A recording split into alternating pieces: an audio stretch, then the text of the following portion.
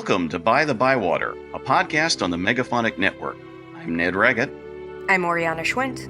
I'm Jared Pekacek.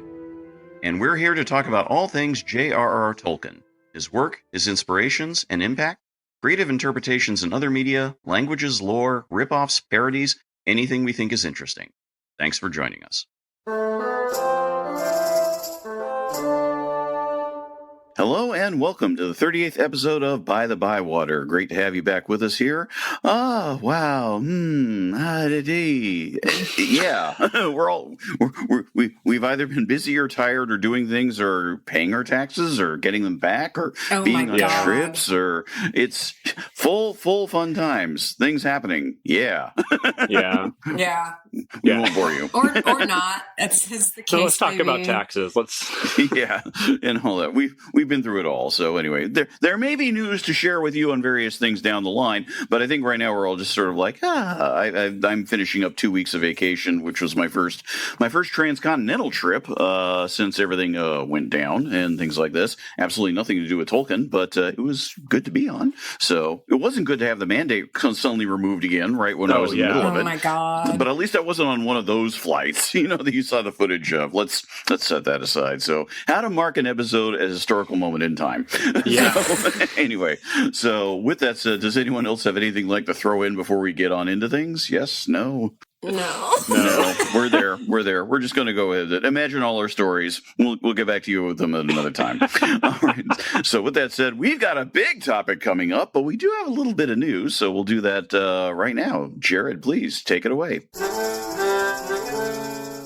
All remains quiet on both the Amazon and Warner Brothers front regarding their separate adaptations, and there's been no further word either about Saul Zaentz's company shopping around the rights, so we'll assume that either lawyers have been talking or everyone involved just wants a nap. I know I do. But there is something to note if you're made of money. The Folio Society, which has long published an excellent edition of The Lord of the Rings illustrated by Denmark's Queen Margrethe II, really, it's worth checking out, with each chapter featuring an ink illustration at the start. It's really beautiful. Has announced details of a lush, hyper-limited edition of the Alan Lee illustrated version from 1992 as well. Lee's revisited some of his initial illustrations, a number of which were clear inspirations for his design work on the Jackson adaptations, or were essentially filmed as he had created them, while various new illustrations and extra elements have been added as well. It looks fantastic. It would be great to have, and each set costs $1,500. So if any listener would like to donate $5,000 to By-The-Bywater collectively, so each of your hosts could have a copy, we'd be very, very appreciative. We don't ask for much. I mean, we provide all this great content for dozens of people. Right. We're here for you, and we need this extra research material. We do. He said, looking back at the bookcase that has like 4 copies of Lord of the Rings already. Surely there's room for a 5th. It would probably be cheaper just to buy an Alan Lee original. Right. And as an owner of both the regular Folio Society edition and, of course, the Alan Lee versions, both excellent. And the Alan Lee, I think a lot of people know it by now, but the 1992 edition, which was the Centenary edition, the 1-volume edition illustrated that came out, was really very pivotal. It very much was something that Jackson had looked at and was sort of like, man, I want this guy to work on my film that we're doing the film version of it. So, and there are scenes, there are moments you look at them, it's like, okay, so film it as it was done. The snippets that they've shown of the new version, there's a promo video on YouTube that we'll link. It's some lovely stuff. Costs an arm and a leg, but it's a lovely stuff. Right. So. No, I'm planning a new tattoo, so I can't do that. You see, that you could literally take with you to your grave. You can't really do that with the Alan Lee one. So the design I want is actually literally from a dead it was on a dead person's body. That sounds so creepy, but your body may inspire someone down the line 2,500 years after you die. Yeah. So you're saying you're being embalmed. Just FYI, this will be my last episode where that's it. No. Straight to the mortuary. Right. Do you want to talk about that too? Because I think that's really cool. The inspiration. Oh, yeah. Like they call her a princess, but like who knows if that's actually like accurate to her social status 2,500 years ago. But found in the Altai Mountains. I've actually never said the word out loud. Sorry if I'm mispronouncing it. But this woman was found with just inked all to heck and had these incredible designs on her that they would not look out of place today. Just the artistry is impeccable. Deer with flowered antlers and other mountainous animals. There's one that looks kind of like a baby T-Rex that I think is either a lizard or a rat of some kind. And it's just great. She is known as the Ukok Princess. Ukok is the spelling. So look her up. It's cool stuff. Doesn't have anything to do with Tolkien, but it's really, really cool. Right. Yeah. It just looks amazing. And nothing really much to do directly with Tolkien either, but I have seen Robert Eggers' new film, The Northmen, and again, nothing to do with Tolkien. Does it have to do a lot to do with things that Tolkien knew about and was inspired by? Oh, yeah. Yeah. And there are definitely scenes and bits in there. It's sort of like, the Jackson adaptations still have a lingering impact, shall we say. A whole generation got shaped. Just bits and pieces, but it's more like interesting moments of commonality. So I could go on about it. We had everything down to Bjork's appearance, but that's another subject, another podcast. We have to move on to a bigger subject, a big one indeed. The choice of topic has come around to Oriana, and hey, there's a lot to talk about. So Oriana, the floor is yours. Yeah, once again, I've bitten off like entirely too much to chew. But so this will serve as sort of a jumping off point. I'm sure we will talk about a lot of the things mentioned in here in much more detail at a later date. So this is just kind of what is the nature of evil in Tolkien's Legendarium? It's very easy to point to the physical manifestations of evil. You have your big bads like Melkor, aka Morgoth, Sauron. To a lesser extent, you have Saruman, the Ringwraiths, and petty evildoers like Lotho, Sackville Baggins, and Ted Sandyman. These are just the outgrowths. I want to really get into evil itself. We have the concept of Arda Marred, which is such a tongue twister, and I think I'm going to avoid saying that too many times. But Arda Marred is the central pillar of every story told in Tolkien's Legendarium. The world is not as it was initially conceived to be by its creator. And this is one of the reasons people describe Lord of the Rings as a Catholic work. Tolkien himself did, of course. But central to the idea central to Catholicism is the idea of a fall, of an original sin baked into humanity, if not the physical substance of the world itself. At least in the Catholicism I experienced, I didn't get a sense that that sin was part of the physical stuff that makes the world. But in Arda, and therefore in Middle Earth, which is sort of, one of the continents in the world, the very substance of creation has been tainted by the great enemy, Melkor Morgoth. So there are physical reminders of this original sin everywhere in Tolkien's world that are the result of a battle between good and evil, essentially. There are giant mountain ranges that weren't supposed to be there. There is the absence of certain works of the Valar, the good powers of the world that have been destroyed by Morgoth. We have the breaking of the world and the rushing in of the sea, the disappearance of an entire chunk of Middle Earth. But these are the physical manifestations, and malefactors like Morgoth and Sauron exert physical consequences on the world. But the real acts of evil, I think, are spiritual in nature. They're lies, manipulation, the setting of discord amidst harmony. Fundamentally, Morgoth and his lieutenants sow fear, anger, and discord, which is...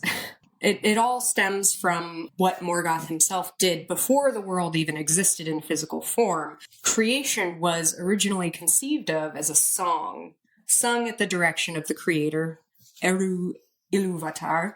And there's dozens, hundreds, thousands, innumerable beings who are singing this song, and Morgoth, like every problem band member, has decided that he wants to do his own thing, and he starts singing a discordant tune, and we just kind of go from there. Morgoth sort of disseminates himself into the substance of the entire world, literally the prime matter of which everything is made. So this is why, to quote from Tolkien himself, quote, "It is the essential mode of the process of history in Arda that evil should constantly arise and that out of it new good should constantly come." So, like I said above, the primary makers of evil in this world are Morgoth and people like his lackey Sauron.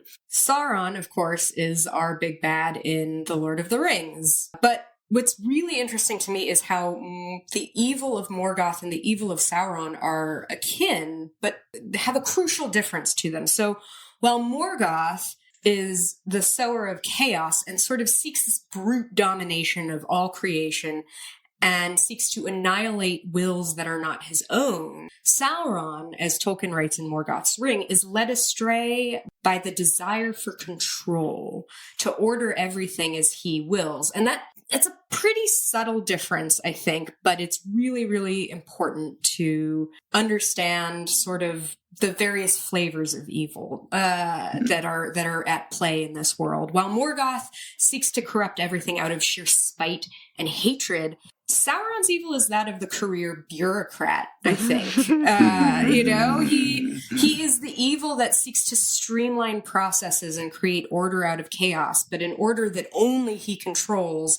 And I have to do it. He's the Robert Moses of Middle-earth, Had to do it. It's really interesting to me that one of the many proposed origins of the orcs, who are sort of one of these manifestations of evil, is that while Morgoth thought of them, the majority of their breeding was accomplished by Sauron, who is the guy who gets things done, which is one of the reasons that Sauron is so effective at corrupting Saruman, with whom he shares a lot of qualities. Like Saruman, Sauron was one of the Maiar, one of the beings in this world that are sort of slightly lesser than the Valar. Sauron was a follower of Aule, who is a maker. Sauron famously has a mind of metal and wheels, as Treebeard says. And so here we get this idea of evil as a rejection of the natural world, which you can see not just in Saruman, but in Sauron's pitch to the Númenóreans in the Second Age.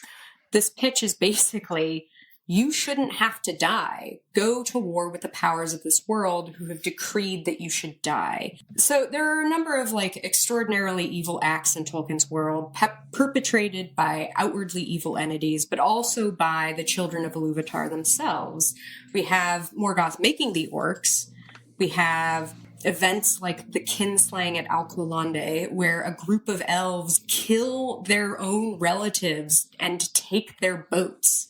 We have the men of Númenor turning to slavery and domination and eventually rebelling against the powers of the world.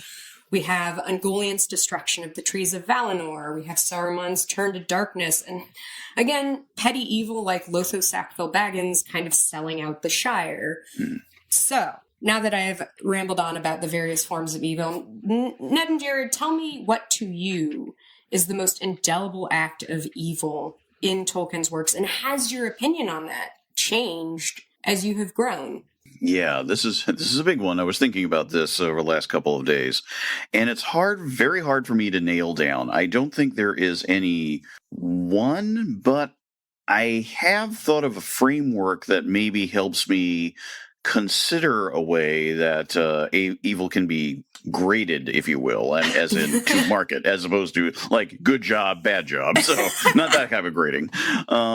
And that has to do with essentially what is unspeakable. And that may sound a little vague, so let me try and unpack this a bit. As sort of discussion leading up this episode and some of your thoughts you had posted, I was trying to think, what is the first thing I think of when I think of, Tolkien and evil? Well, generally speaking, you get this image of, darkness, flames, shadow, things all, whether it's, something like the Balrog or the things like this, you get a sense of that kind of thing as opposed to the light, however defined. But then I thought about this a little bit more, and oddly enough, it was the idea of the F.L. Duoff, the Mountains of Shadow, that made me think of it. And I was thinking of shadow a bit more. And this leads me to sort of a general thought. Now, let's sort of step back and consider Tolkien as an individual creating this. This is perhaps, is the shaping of it. But the sense that there are things that Tolkien himself generally did not speak about, as if they were too horrible to contemplate, let's say, might be the way of it. And he hints or he gently touches on, but does not really delve into. It's a little hard to sort of like extrapolate this fully, especially since I'm very cognizant, as we've always said, applicability, not allegory, about, framing this against, the horrors of the century that he lived in, and so on and so forth. And of course, whatever examples we choose to consider, in the decades since his death as well, that he did not experience. But I think about things, elements, let's say, involving the fate of Turin Turambar and essentially the incestuous crime, for lack of a better term, that he commits with his sister, and how that is touched on but not dwelled on. He doesn't dwell in the salacious details. But beyond that, you get a sense that evil is something that is so overwhelmingly horrifying at its worst that it's something that you can't even put your finger on. Instead, it's sort of like it comes across in the details. I'm thinking of Fingon beaten into the dust on the Arniath or Neodad, which was a vivid image in my brain. It's sort of like there was literally nothing left of him, something that was an ultimate destruction. It's almost like a toss-off line, but it's there and it's vivid. And there's the idea that, what happens in Thangorodrim or what happens in the Barad-dûr is something that we don't really get a sense of. We only get this, in Thangorodrim we get hints of a throne room and that's about it. We know nothing about what the inside of the Barad-dûr is like. There is utter, just, a lack of knowledge is what it is, a lack of details. And creatively, that allows a reader to fill in with one's own mind about what that could involve. What are the ultimate terrors that are there? Evil in that regard is kind of plastic and interesting to me, at least as I see it. So I don't know if there's any one primal act above all else that is truly horrifying, is truly like indelibly it. It's more sort of like it shifts in very, very odd and interesting ways. My answer is a completely different kind of answer.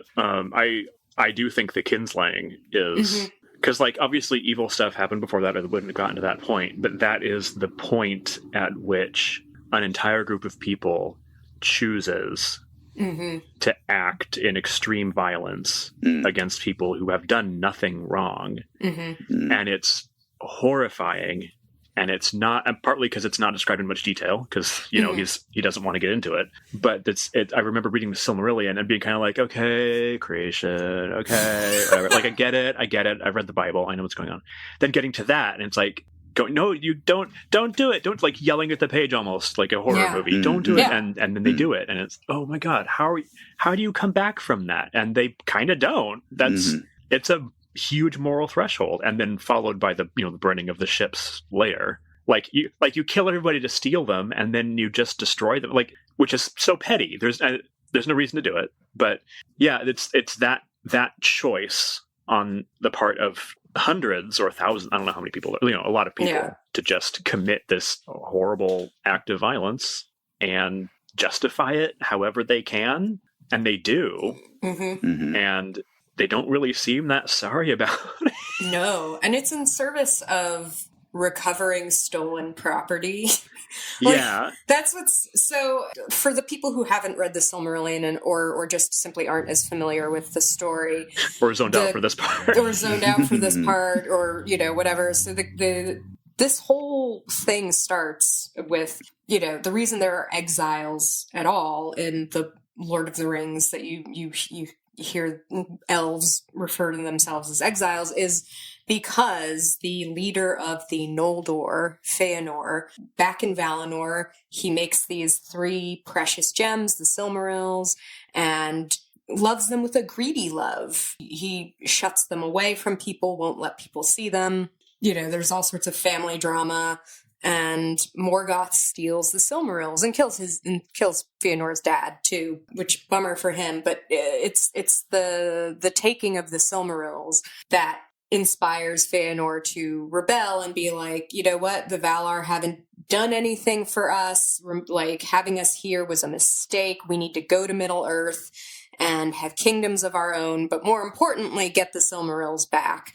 And he swears this horrible oath that he and his sons are going to get the Silmarils back by any means necessary, and no power in this world will stop them from it. They have to cross a large body of water to get back to Middle Earth. And so they go to their cousins, essentially, and who have built these beautiful boats to get across the sea from Middle Earth to Valinor. And these were, like the Silmarils, kind of a one-time thing, the building of these ships. And Feanor is like, give us your ships. And they're like, no, they're ours. What are you doing? And Feanor is like, well, then I'll take them from you. Not only am I going to take them from you, I'm going to kill you in the process, and also destroy the once in a lifetime achievement that you've created here. It is interesting to think about how Feanor becomes a miniature Morgoth himself in that moment. He's obsessed with his own way at the expense of all else, which is, like you brought up, that's why Morgoth doesn't actually get as much done as he's like almost a literal god. Like, he should have been able to do much more, but because he's so fixated on just kind of like stewing in his own anger, he just sits in the north and kind of doesn't do a ton for the most part. And I think that does go back to a thing that I didn't fully understand until I really dug into it, and the nature of Middle Earth, the book coming out helped a bunch. But getting a real sense of Morgoth having diminished himself and his powers, but in the act of like disseminating himself into the fabric of the world, which is a pretty it's good from a storyteller. You're like, oh, that's why he can't do much, because his powers have been diminished. But also, I love the sense of him being in the very atoms that make up all of us. I think that's like really compelling, even if I don't. That's one of the things I didn't like about Catholicism, was original sin. But I think it's the difference between the intellectual and the spiritual in my case. To sort of add a little bit to Oriana's point for a general listener who's not aware of it, besides the Nature of Middle Earth, the book which came out last year, which of course we do have an episode on, math, but that itself was sort of, you could say, leftover writings or ones that were fully incorporated into the 3 final books of the History of Middle Earth series that Christopher Tolkien put together, specifically the books Morgoth's Rings and the War of the Jewels, which are, if you combine those 2 and the Peoples of Middle Earth, the final book in that series, along with the Nature of Middle Earth, you definitely get most of Tolkien's philosophical turns, you could say, about the scope of his creation. And if there's a sort of blunt way to divide sort of like the scope of what he wrote about and when, you could say that everything pre-Lord of the Rings, to an extent, was sort of like, hey, good versus evil, elaborations. And then post-Lord of the Rings is like, but why? It's sort of like the difference between saying you've got to have a bad guy. It's just, but what does a bad guy really involve? What is the nature of evil? And reflecting on that. And it makes for, as Oriana has demonstrated here, some very compelling and interesting answers, especially this nature of integration. And I want to throw out, kind of as a sort of response, the idea that, disseminated through it, that one of the things I've always had a bit of a slight issue with in terms of Tolkien's conception in Arda Marred is how he not anthropomorphizes the landscape, but talks about the landscape in ways that sort of like, this is an interesting perspective that I don't think is necessarily universally true. Like, these big mountains are clearly Morgoth causing things. Okay, I can see that as an explanation, but I don't see that as a root actual axiomatic point. But in Tolkien's world, it can be. So, for instance, things like that. I was just occurred to me while we were talking about, Morgoth being holed up in the north. It leaves the bulk of the evil done in the story to the people. Mm-hmm. Morgoth is like, he causes some problems. He's got his agents of chaos out in the land or whatever, but most of the Silmarillion is just elves doing terrible things to elves out of any number, like paranoia or xenophobia or just revenge or the stupid oath that they swore like 1,000 years ago that's still causing havoc. And I think that is another. This comes up, I think, in like once an episode, but this idea that Tolkien is such a black and white writer. He's not like, there's a literal like god of evil up, in the mountains, but he's not actually like, there's some big wars. He does some stuff, but Tolkien is locating evil in the heart of just, I mean, not mortals literally because they're elves, but in the heart of people who have the ability to choose to be other than they are, and they keep choosing wrong, in such big and small ways, and that's part of why the Silmarillion just goes the way it does. They're just not capable of doing any better, or they are capable, but they don't keep want choosing to. not to. They keep choosing not to, and it makes it. I mean, it's kind of, if you read the Silmarillion, it's kind of a wearing read in that regard, because it's like you could not. Yeah, I would simply have not chosen to. I would simply have not slaughtered people to get some boats, but you do you. Couldn't be me. Yeah. So I just think it's good storytelling, but it's also with regard to his belief system, it's like it doesn't almost doesn't matter like whatever Satan is doing. It's It's you. It's all you. You are personal responsibility. But like you are a moral agent. You have the capacity to choose. And he was. I mean, we always live in times where people are choosing wrong. I mean, something like the Curse of Mandos is not the Valar, saying like you're accursed just because it's them saying you did this. Yeah, these are your just desserts. Essentially, these are the consequences of behaving in this way. And acting against the way things are supposed to be. There is this natural order, and that's again from the nature of Middle Earth. There was this interesting little passage about how goodness and evil are axes on which we judge the degree to which a thing or being realizes or fails or is impeded from realizing its particular pattern. So that goes back, like, very metaphysical, very... Get back into the Platonic story. String theory, basically. But thinking about, like, the rejection of the natural order, which we see time and again throughout all sorts of people's choices. And it's interesting to me, though, that when someone like Arwen or Luthien chooses to not to be mortal, to receive the gift of Mandos, I guess, and die, that isn't seen as a rejection of the natural order of things. That is interesting. I hadn't thought of it like that before. I did not think about that until just now. So I wonder what that's about. Is it because it's love? I mean, there's always the other power that pervades the universe of Tolkien is love, I suppose. God is love, etc. So if you are rejecting the natural order out of the purest of pure motives, I guess. I don't know. Fine. Yeah, although it's interesting to contrast that, I guess, with other good characters choosing something that they think, like the curse of Mandos itself is like the Valar going, okay, you're punished now, go to your room or whatever. Yeah. But that ends up causing so much grief on its own because they can't once they get to Middle Earth and they're like, okay, we messed up. The ones who realize that can't go back. Yeah. And it ends up causing a ton of problems. And there's the recurring thing in Tolkien is good arising out of evil, but there are also some pretty notable instances where evil arises out of good. In fact, I'll take up that point here in a second, but I wanted to sort of back into an interesting thing to note is that when it comes to, as you say, like someone like Arwen choosing her path, the evidence that we have of it in Lord of the Rings is one, something we don't see, namely the parting between her and her father Elrond, that's said to be just up in the hills or slopes beyond Edoras for a last parting. And it's not said to be an evil act by any means. No, it is something that is it is sorrowful, but it is not darkly evil.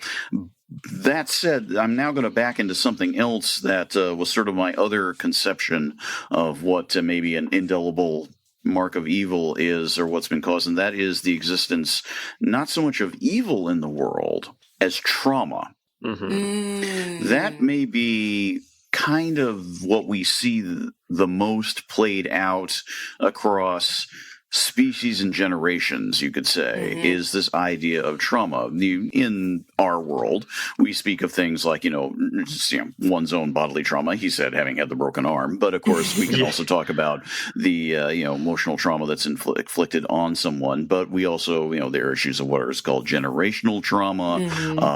We've seen, again, truly indelible acts of evil in the past 150 years and well before and well beyond, perpetrated against entire groups and so forth. These are the type of things that, to a degree, we see this play out in many different ways, in many different eras in Middle-earth. And it's something that's sort of like, oh, if only this wasn't here.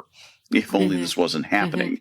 And the causes of that trauma are not indeed just Morgoth, to play into this ideas here. They are made by the choices of others the way they are. And something that occurred to my mind where one of the, this is referring back to one of our earliest episodes, but it's still one of Tolkien's best stories. I'm thinking is that, of course, Aldarion and Arendis, where evil, there's neither of those two sides are evil, but the whole thing is incredibly sad and incredibly traumatic in a very, very particular and specific way, that whether or not you say that's something that Morgoth caused, I don't think so, and it is something that Sauron caused, not really. But it's more sort of like you get the sense of how this plays out even in paradise, quote unquote, for men at least. And that is something that you can tell, that evil itself can have gradations. There is the kind of evil that is truly horrific, and there's the type of situations that are just sort of like, ugh, it shouldn't have been like this. And it's an interesting scale. The petty evils that we see, the small evils, I suppose, just as simple as cutting down the party tree. Yeah. That it's something so small, but again, but why? Like the just waste. Out of malice. Yeah. I appreciate it's kind of a weird compliment, I guess, but I appreciate how textured the evil is. Yeah. There's like we were just saying, there's like big cosmic, like destroying the two trees and all that, but there's also destroying the party tree. There's just lots of destruction of trees. So yeah, he did have more interest than just trees. That's true. I swear, but it makes the books really powerful. Not that he's the only person doing that, but I have read other fantasy novels that have a similar kind of, there's grand evil, and it's like, but you're missing the smaller scale, graspable kind of thing, like somebody just wantonly destroying your favorite landmark or whatever.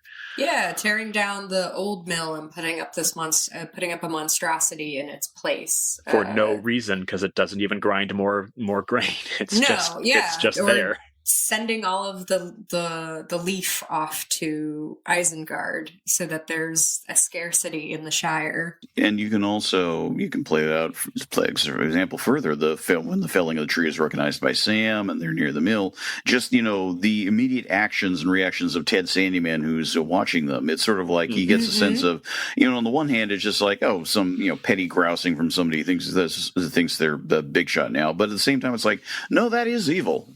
It is a petty evil, but just in sort of like how he captures, you really get a sense in those words about, sort of like, dare I say, something true to the life. Like you almost feel like Tolkien heard something like that in some other context sometime and was really capturing somebody who's sort of like, why do you care? Yeah. That sort of thing. Schoolyard bully nonsense, basically. Yeah. That is I do really enjoy taking this, having this cosmic background radiation of evil and everything. But then just seeing just the bullying nonsense of Ted Sandyman. Like it's just spite. It's pure spite on a small scale, but it hurts all the more. Sort of the difference between, how like bulletproof vests aren't stab proof. You can stab because of the difference in I don't think I knew that. pressure. Like, it's focused on dispelling a large amount of You're just force. talking about personal shields from Dune. That's not...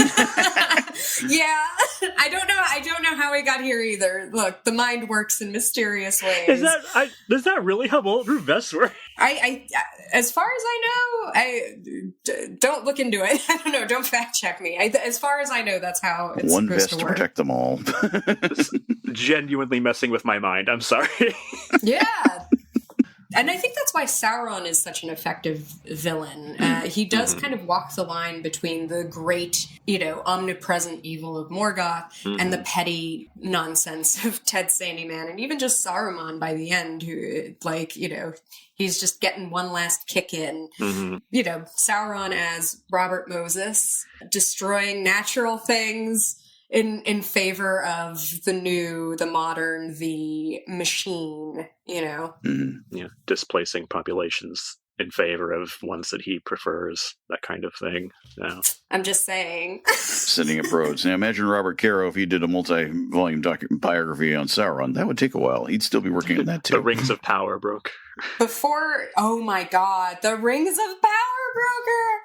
That is something actually, one kind of last thing, since, we'll have like more last things, but one kind of last big thing. So I am currently rereading The Power Broker. And one thing that Robert Caro has said that has really stuck with me has been that power doesn't corrupt. Power reveals. You give a man power and he does what he always wanted to do in the first place. Do you agree with that? Do you see that in The Lord of the Rings / the rest of Tolkien's works? Thoughts? I mean, I think we do, just because the ring itself acts as sort of the vector point for that. A good example would be someone like Boromir. Now, here's a case where we have a character who is not evil as such, but still commits a very evil act, is what it is. And clearly, the scale of how the ring and power reveals itself to him is done so in such a way that it fits who he is in his upbringing. A captain of men, an heir to a throne, even if it's the secondary throne next to the big one. But the point is the effect of power, seat of power, literally. The kiddie throne. Yes, and as a result, there is something intrinsic revealed about Boromir in the matter of his fall, and there is something there, and he is willing to commit at least assault, potentially murder, in order to enact it. But his, another fate happens. So that's a case where you would say, on the one hand, that is Boromir intrinsically horribly evil? I don't think Tolkien certainly doesn't convey that and all that. No. We get a sense that he is very prideful, of course, but we don't get a sense that he's a false companion or anything, although clearly he's finally reached the point of sort of like, this is what we're doing is a waste, this is ridiculous, I need to be doing it this way, and now I have the opportunity to do so, separate from everyone else, and just make it clear what's going on. And it falls apart. Now, the larger working out of the story from there about how it was almost necessary for that to happen, for everything to happen, let's set that aside. We have to look at it more in the moment. And the fact that Tolkien is essentially very clearly, not quite a wages of sin is death type thing. I don't think it's quite that, immediate or obvious necessarily. But there is a current subtext there. You fail, and you fail hard. You redeemed yourself, but you still fell very hard.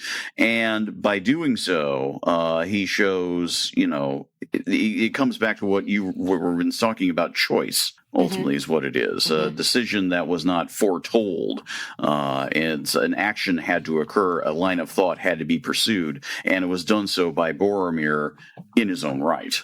The issue of choice, we're just opening it right back up as we're trying to move into but hey. There's a I can't remember if this is elaborated on or contradicted elsewhere in the the many, many writings, but I know in the Silmarillion there is a bit where it's said that the music of the Ainur is fate to everything except human beings who have...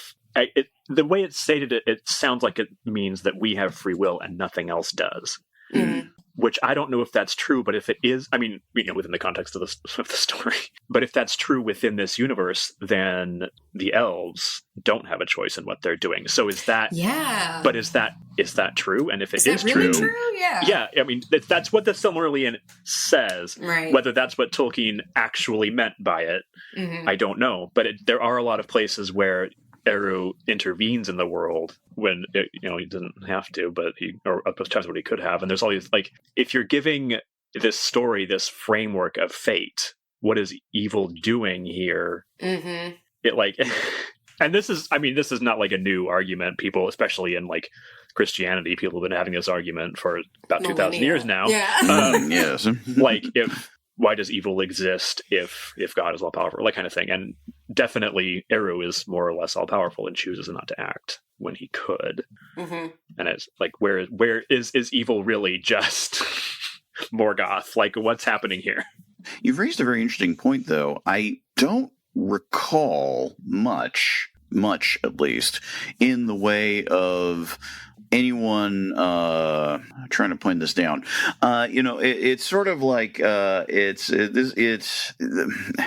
I'm trying to boil down a lot of big thoughts into something concise it's here. That kind of episode. Yeah, it really is. I would say there is something interesting, though, to the fact that a lot of people don't seem to, intelligent species, let's say, don't seem to curse Eru for their fate or the world's fate, I guess is the best way to put it. That may be sort of like, as far as I know, there are no atheists. There are interesting moments where we get things like, I can't remember if it was actually Turin or someone else. One of the men of the time of the Silmarillion is like, yeah, you tell us about the Valar, but you said you saw them, but we don't know them. The only Valar we've known is Morgoth up the north, and he hates us. That sort of thing. You get moments like that, but you don't get much in the way of like total rejection. The closest thing to it is probably when Sauron, lures our Farazan to saying, here's the real story, and then makes it seem like, that Morgoth is like the proper prime mover and things like that. And but that's sort of substituting one thing for another. Yeah. There's no Job story, essentially. That's a very good way of putting it. Yeah. Yeah. Although There really isn't, at least not that I can think of.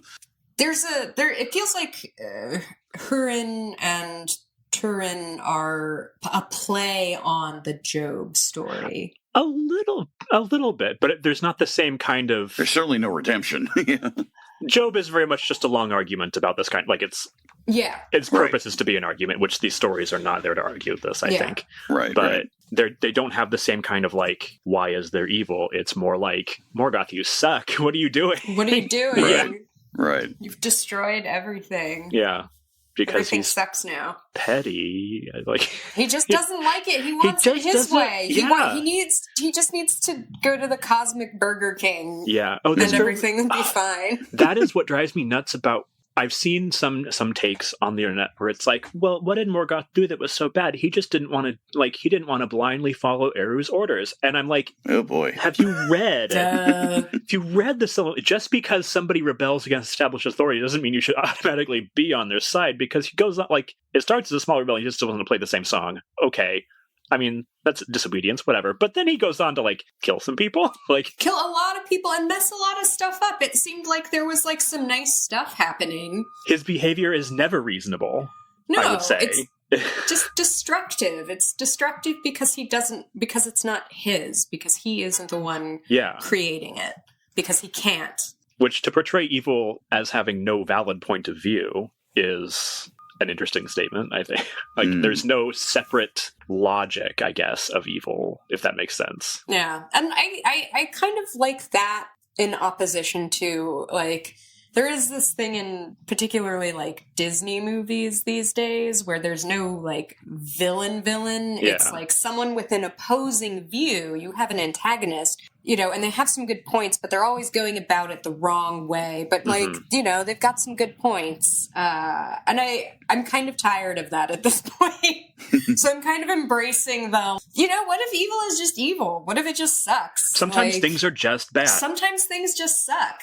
But I will say, I haven't seen a lot of recent Disney movies, but I know around the time that I stopped watching like Marvel or whatever, it seemed like the people they were giving viewpoints that made sense were viewpoints that were like, maybe colonialism is bad actually, but they give the villain that viewpoint, and it's like, Disney, what are you up to? So it's like, yeah, I mean, yeah, it's bad, but like, ooh, you can't undo it the way you want to, and it's like, and then they go on to like not do any, like the good guys don't do anything about it. Well, this is one reason why I'm interested to see what the next Thor movie will be like, since Taika Waititi's doing that, and he very much explicitly introduced anti-colonialism into Ragnarok. No, it all needs to be destroyed. Well, bring it all down. Didn't the next movie just kind of like not care about, like, that's part of the problem with these movies specifically, is they're just they're leaving. We refer you to various Marvel podcasts, which I'm sure are out there, but which are thankfully not our not our bother. So maybe something to throw in on as my own sort of last point for this very initial discussion was, I was thinking about how evil gets portrayed in Tolkien's other works. And we've of course spent episodes delving on a lot of them. We've hit all the kind of the major ones at this point, and let's say that those would be Farmer Giles of Ham, Smith Wooten Major, and Leaf by Niggle.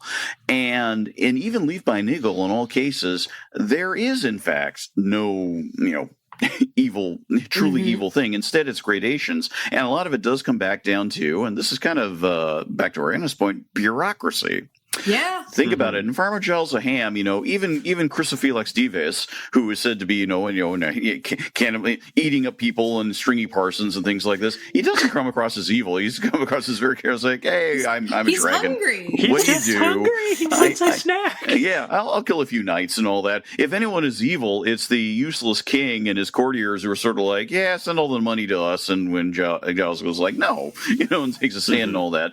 And they're not seen to be evil. They're seen to be foolish. They're seen to be full of themselves, and they get their sort of just desserts, but they're not punished or anything like that. That just sort of happens. In Smith Wooten Major, there is no truly evil figure. Closest is the baker, the cook, the things like this, and he sort of gets his at the end of the story, but more in the sense of you don't know what reality is, and he's petty. There's a pettiness, but he's not awful, is the best way to put it. And again, in Leaf by Niggle, what's evil and all that? Yeah. There is no evil. The most of it is more sort of like this sort of sense of the little coda bit where it's sort of like, the bureaucrats or whatever going like, oh yeah, there's this Niggle guy who died and there's not much of it and all that. So it's this sort of like, you could say evil there is in these stories is evil by accident, is evil rather than by intent. And I think that's very interesting. It's not something that he felt like he needed to include truly evil figures in all his creative work, is sort of a way to think about it. It's almost like he put all of his big ideas about evil into this specific set of stories and then didn't have any power left for the other ones. He put it all in one book to bind them all.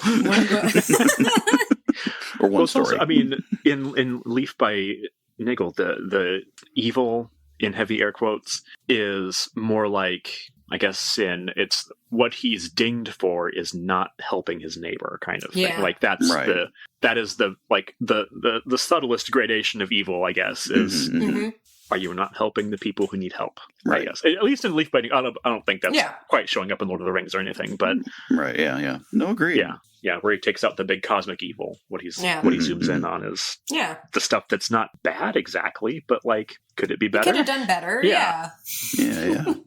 Needs improvement. B plus. B+. See me. There's your gradation. There, we actually got oh man, we should have done like a numbered list of like. Oh man, yeah. top 10 reasons why you're evil in Middle Who Earth. doesn't love a numbered list? Oh no, listicles. It's listicle time. I'm not going there. No. Let's see. We made a promise to ourselves to try and keep on track with time. We hope you've enjoyed long episodes recently, but frankly, in terms of the editing stuff, oh man, it's been doing my head in. I've offered up my last sort of points, then maybe to Jared first, and then Oriana. So, Jared, any last particular thoughts from you about evil in Middle Earth or what it involves? Oh God, I don't. It is such a big topic. I mean, we do have to revisit so many. Yeah. So many. We will come back to this. Yeah. You know. I really not right now, but I really want to talk a lot more about the intersection of power and authority, specifically with evil. Like who's in charge and what are they doing with that power? And I do think it's interesting talking about the ring. I meant to bring this up earlier, but when Gollum gets the ring, it just makes him invisible. That's all. Like, he has no ambitions. It's really telling. He just wants to sneak around. Yeah. And then when Frodo actually uses the ring, it's to command Gollum to do, like, not to do something, and that's it. It's when Frodo has power, as insofar as you can use the one ring for good, he kind of does. He's like, you're going to obey me and not hurt people. But yeah, there's so much more to say about power and evil because they are inextricably tied. Which is like, Tolkien, like basically an anarchist, of course. Like, there you go. But hell yeah, we'll put a pin in that for a different episode. Right. The next time I like realize it's my turn and can't think of anything, we'll just come back to that. hey, nothing wrong with foreshadowing. We've been doing that with other things. So, well, Oriana, is there a final thought for now that you'd like to end on for this? I would like to close with a quotation, which is once again from Morgoth's Ring. Evil is Fissiparus, but itself barren. And I had to look up what Fissiparus. I haven't said it out loud before. I had no idea what that meant. It's diffuse. Entropy. It's a force for entropy. It only diffuses. It fractures. It does not have anything holding it together. And I think that is an encouraging thought, Bilbo Baggins. Tip your waiters.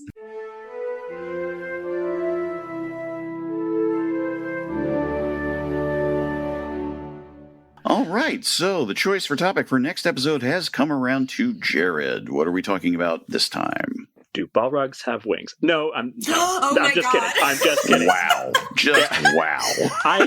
I resent that that's even an argument, to be honest. No, what I actually want to talk about, and this might make for a very short episode, is the Red Book of Westmarch. Oh.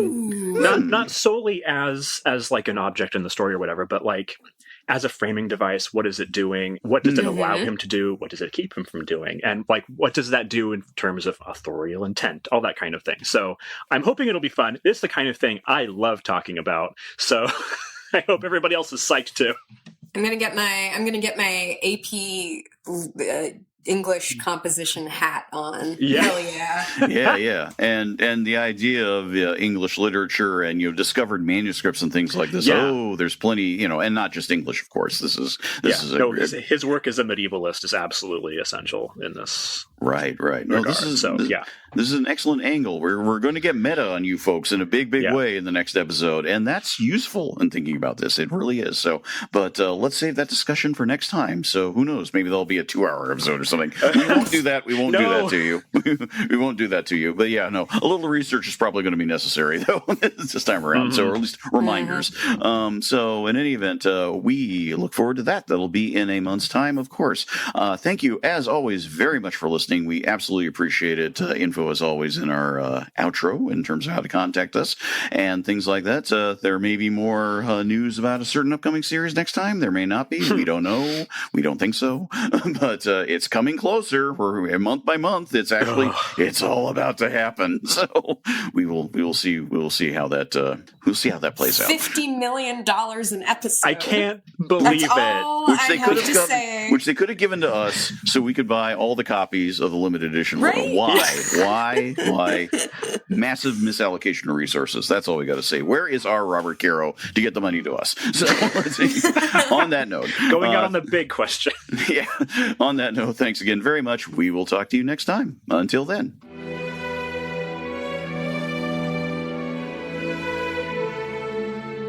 Thanks again for listening to this episode of By-The-Bywater. Please subscribe and rate us via your favorite podcast listening options. Episodes and show notes are at megaphonic.fm/bythebywater, all one word. You can also message us through here. Email us at bythebywater@megaphonic.fm or follow us on Twitter at By-The-Bywater.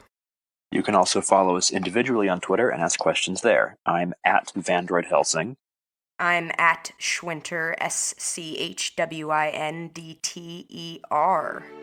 And I'm Ned Raggett, 2 G's, 2 T's. By-The-Bywater is a proud member of Megaphonic Podcast Network. Find all our fancy little shows at megaphonic.fm. We hope you join us again next time. Until then, Namarie.